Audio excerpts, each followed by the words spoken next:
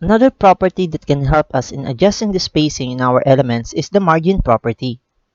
Similar with the padding property, we can go and try to apply a single value in the shorthand property for the margin property. So we can declare it this way, with a single value, with 2 values, with 3 values, or 4 values. And the format for following the instructions that will be given to the browser will also be clockwise method. So this will mean this is for the, if you're declaring a single property, it will mean that you would want to go and give all margins to the 4 sides of the rectangle here as 10 pixels. So that means top, right, bottom, and left. And if I go and give 20 pixels a second declaration here, that would mean that this will be from the top and bottom, and this second declaration here, the value that we gave here, will be applied for the left and right side of our document. So if I go and save this, and then we go and try to refresh this, you would see now that we have 10 pixels of space from the top, and 10 pixels from the bottom, and 20 pixels from the left and the right.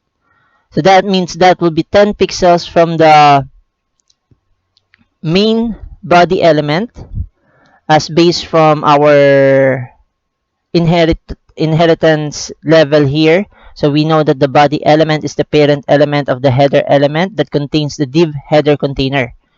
Okay, so if we go and try to apply another value here, which is 30 pixels, again, similar with the padding, this will be applying 10 pixels from the top, 20 pixels from the left and right, and 30 pixels from the bottom. So if I go and try to refresh this, let's see what will happen.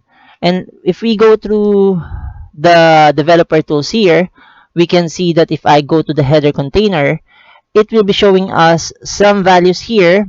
So we have margin bottom will be 30 pixels, as I've said in our example here. Okay, 30 pixels. That will be the last value that we've declared. Margin left and right will be 20 pixels. Margin top will be 10 pixels. Padding bottom, we've already talked about the padding here in the previous lessons. So technically, we can see here that margin left and right is 20 pixels and 10 pixels for the margin top, and margin bottom will be 30 pixels. So if we go and apply here another value, let's say 40 pixels. So this, 30 pixels and 40 pixels.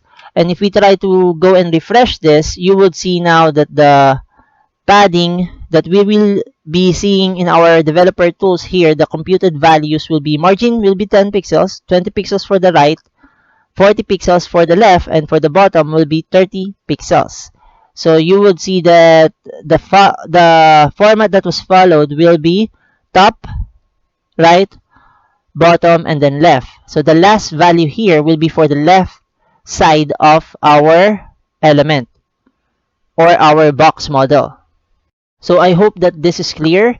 Just remember, this can also take up values such as margin top, 10 pixels, or let's change the value here to 40 pixels, margin right.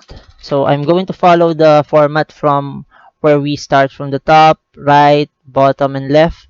So we can have 30 pixels, and then we have margin bottom, 20 pixels, and then margin left, let's give it a 10 pixels. So let's see what will happen if we refresh this.